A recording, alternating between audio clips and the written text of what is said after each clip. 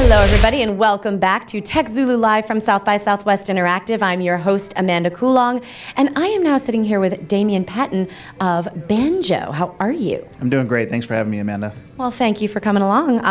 I've heard some good things about the growth of Banjo. First of all, for those of you who don't know, and you should know, real-time content discovery across devices, kind of focusing on what's going on, not where you're at. So I've got friends in San Francisco that are on their way to South by, but they're not here yet, but they can still see what's going on here. Am I getting this right, Damien? Yeah, you're getting it right. So a lot of people focus on the here when they think about location, like where am I checked in at? Banjo's focused on the there, which is everywhere you're not right now. And so if you're missing out on something, like everybody who's not as fortunate as you and I are to be here at South by, they can just go on Banjo right now, and they're going to see Banjo through the eyes of everybody that's here right now that's sharing, whether it's on Twitter or on Facebook, on Instagram, etc. So this whole FOMO thing, fear of missing out, you're really dealing with that on some point at least, because you can still watch and get every little update, everything that's happening beyond just following one particular hashtag on Twitter. Yeah, and it's about, for us, it's even bigger than just FOMO. It's about curing disappointment. I don't want people to be disappointed because they couldn't make it to their favorite concert. They couldn't make it to that favorite sports event. That breaking news, something is happening, they want to be part of it, they want to see what's happening. It's one thing to see it by topic, it's another thing to see it from the people who are actually there. And also seeing it beyond just text, right? So the images, the video, like just all the other conversation that happens around that too. Yeah, we're very visual, right? And so we want to see things visually. And so where do we go to do that? So you might go on Facebook, you see some photos, but if you want to go to an event and see what's happening there today, like where can you get everything combined in one place as it's happening in real time? And the answer is Banjo. And I'm sure, I mean, being a journalist, I can think of this, I would use it and do use it for something like a research tool.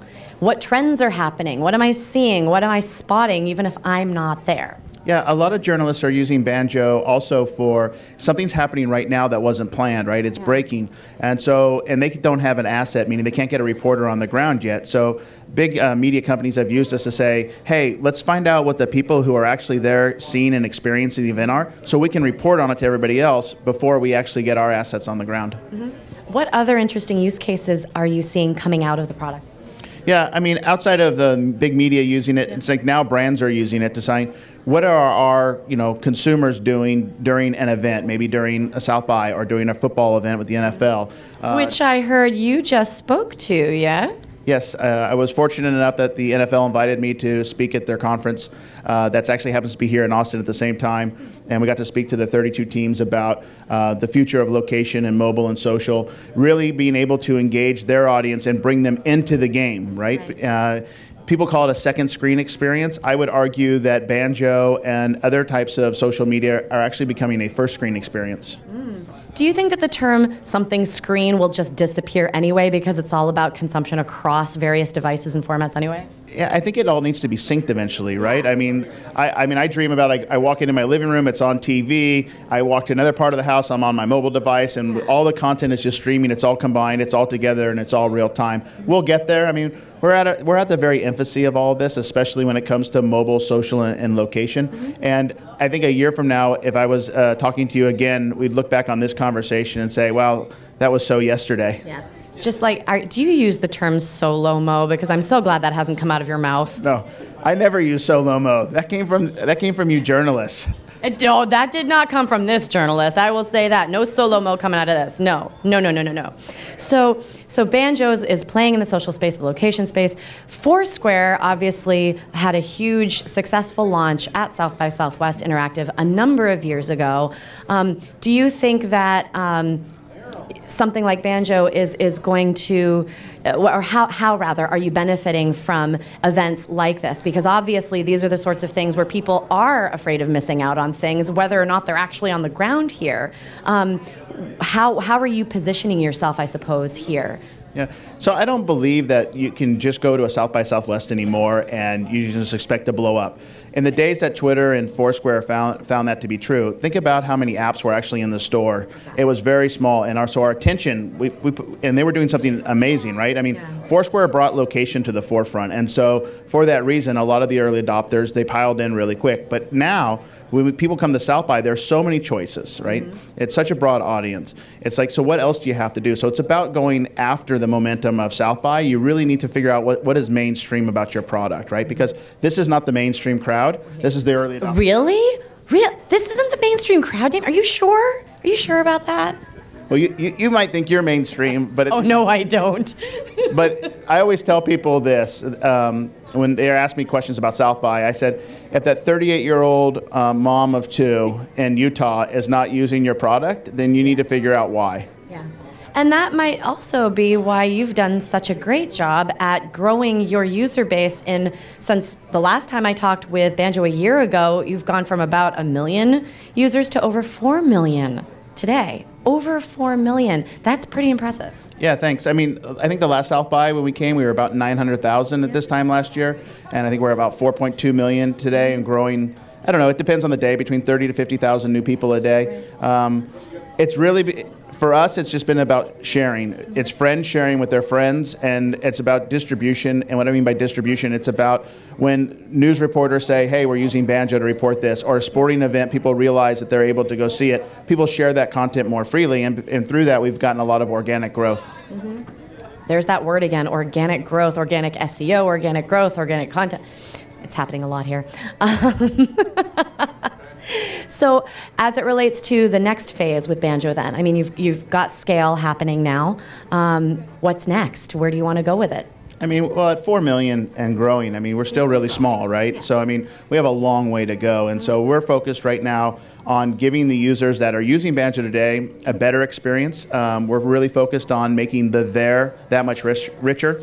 And we're really focused on making it personalized to you so that you see events that you care about. But when I look at it, it's completely different. I call it like a digital fingerprint. You and I have different fingerprints. We should have a different digital experience.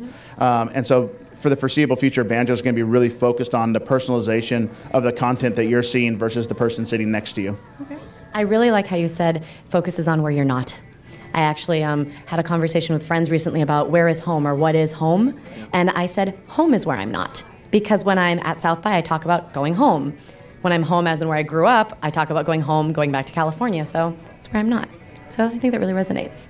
Yeah, it's for us as we all travel a lot now. I mean, and when I mean, you might go between home and work. In fact, 82% of the people we looked at normally spend their life going between home and work and all the normal haunts in between. That's what's the here problem. Yeah. But it doesn't change enough. There's not enough variety in it. And so that's why people are using their mobile devices to escape to somewhere else, using the television to escape to somewhere else. And that's when Banjo said, hey, it is about the there, because we want to escape to somewhere else because we want to be part of what we can't be part of. God, you're making me think about a panel that I want to put you on around tech and entertainment and the future of media.